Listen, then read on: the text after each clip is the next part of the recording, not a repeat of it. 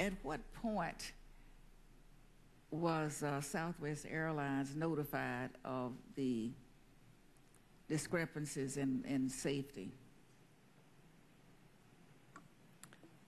They are the ones who discovered it. But I hear you talking about a $10 million fine. What is your justification? Well, prior to their time where they disclosed a possible noncompliance with the airworthiness directive, they had flown those airplanes for an extended period of time on thousands and thousands of flights. With no paper trail of you telling them that that's not safe enough?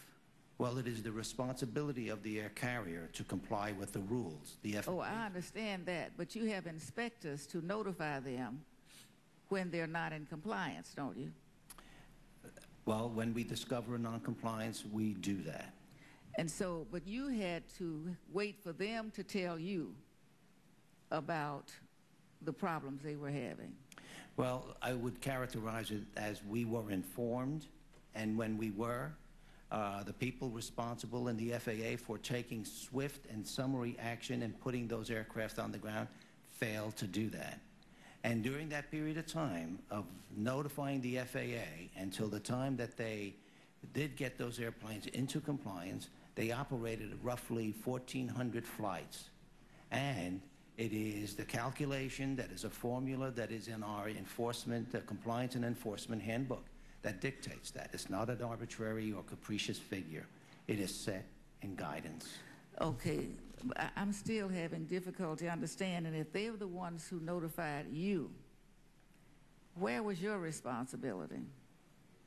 Our responsibility, and it should have been discharged by the supervisory principal maintenance inspector, to say you cannot continue to operate those airplanes in non-compliance. And did that happen? No, it did not, ma'am. What happened to that person?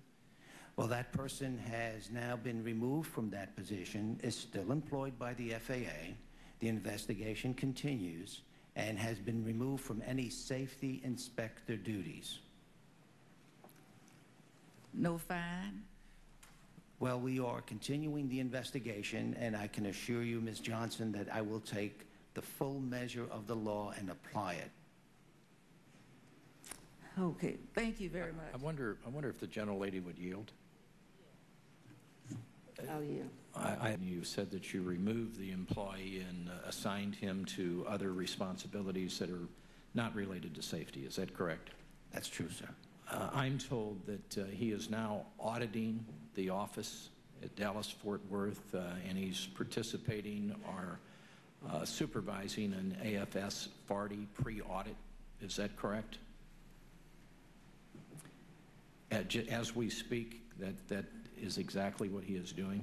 That should not be what is happening. If I may, I'd like to ask Mr. Stuckey to address that. Mr. Costello, when he was removed from the Southwest CMO, he was placed in a position where he had no inspector duties, and his duties for the last year have been preparing the office for a external flight standards audit. Like he's looking at office files, he's reviewing manuals within the office, he's checking compliance within the office of their processes and procedures, but no inspector duties. And he has not done any inspector duties since he was moved. Mm-hmm. But he is participating in this pre-audit. Is that correct? He's helping to rewrite manuals and check files and do administrative work. And under the current rules within the FAA, Mr. Sabatini, how long will it take to go through due process so that the agency can reach a conclusion as to his future? The Office of the Inspector General is going to conclude its investigation, and when that is done, we'll put that entire package together. And we will reclaiming my time for 1 second. Excuse me. Is he being paid? Yes, ma'am. What do you have to do to get fired there?